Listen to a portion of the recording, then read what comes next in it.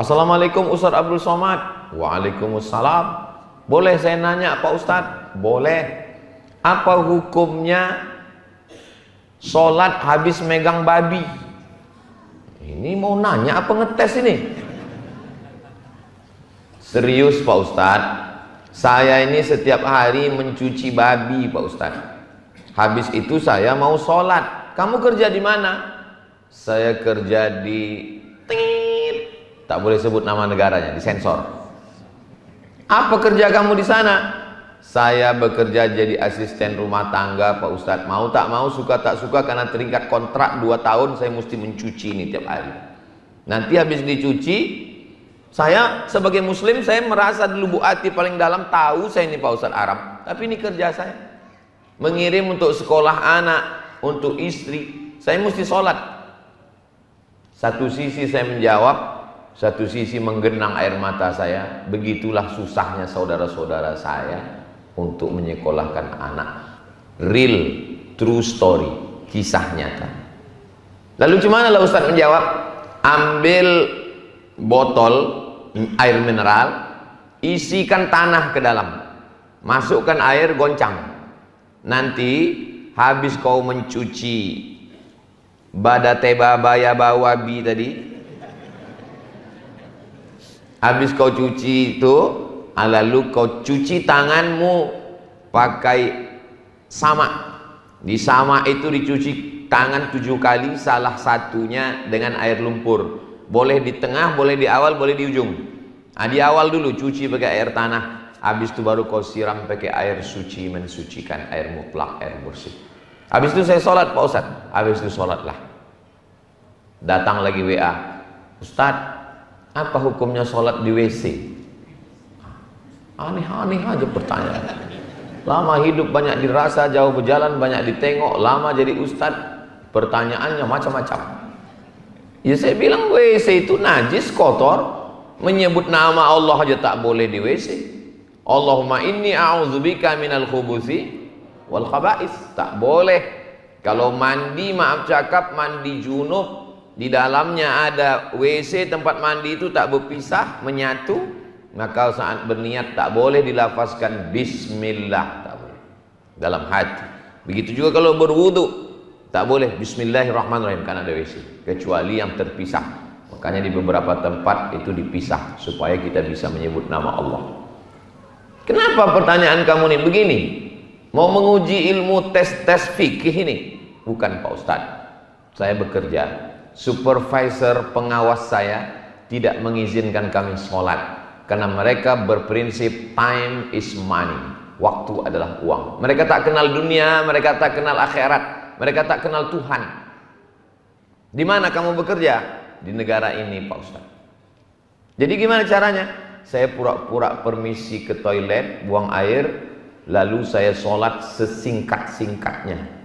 Saya baca hanya Al-Fatihah aja Pak Ustadz, ruku, i'tidal, sujud, duduk antara sujud, sujud, tasyahud, salam. Ambil anduk yang ada di situ, ambil kain, siapkan kain tipis, arahkan ke arah kiblat, sholatlah daripada tidak sama sekali. Begitulah susahnya saudara-saudara kita itu untuk mencari sesuap nasi, membiayai hidup keluarga. Jadi kita yang diberikan Allah kesempatan berangkat pagi, bismillahi tawakkaltu 'ala Allah, la haula wala quwata illa billah. Kalau bisa on time, tepat waktu.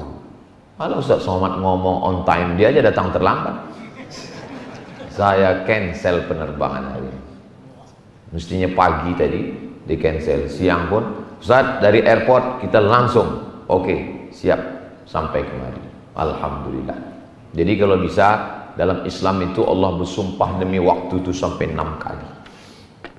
Terbit fajar, wal fajri, masuk waktu subuh, was subhi idza tanaffas, masuk waktu duha, wad duha, masuk waktu siang, wan nahari idza tajalla, masuk waktu asar, wal asri, masuk waktu malam, wal laili idza yaghsha, wal laili idza saja. 6 kali.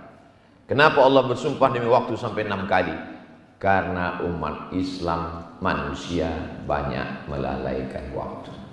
Maka kalau kita sudah bersyukur nikmat kerja, on time, tepat waktu. Karena ada juga sebagian orang ini, kata dia, prinsipnya Pak Ustadz, jangan sampai kita salah 2 kali. Kalau sudah kita terlambat datang, pulang mesti cepat. Itu. Kenapa begitu? Karena kalau sudah salah sekali, ini kesalahan yang bagi sebagian orang biasa-biasa saja. Tapi bagi orang beriman, BP Batam, mengurus Batam. Batam ini penduduknya sekarang berapa Pak? 1,3. Berarti orang BP Batam ini, kalau dia beramal soleh, memudahkan urusan orang, itu pahalanya mengalir 1,3 juta orang mendoakan dia, memudahkan urusannya dunia dan akhirat. Tapi kalau sampai dia aniaya, susah juga itu.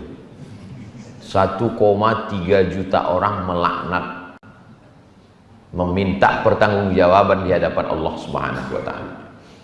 Tapi jangan gara-gara tausiah ini besok banyak pula yang resign.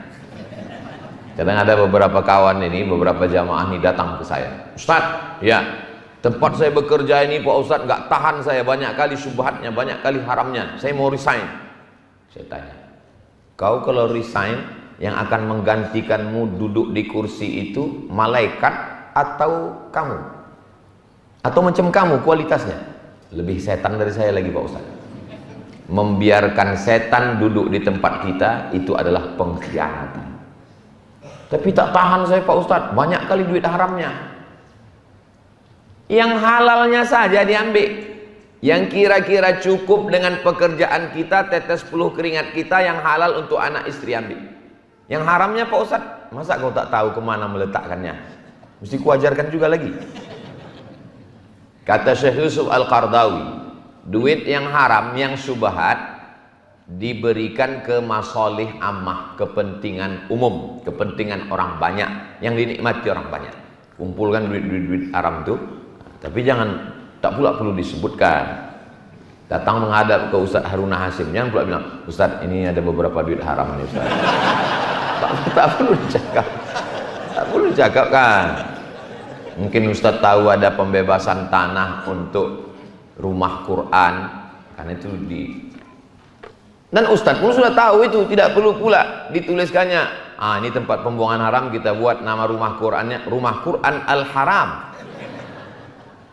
untuk kepentingan orang banyak. Karena kalau kita tinggalkan posisi kursi yang berkualitas ini, akan diambil orang lain, hancur.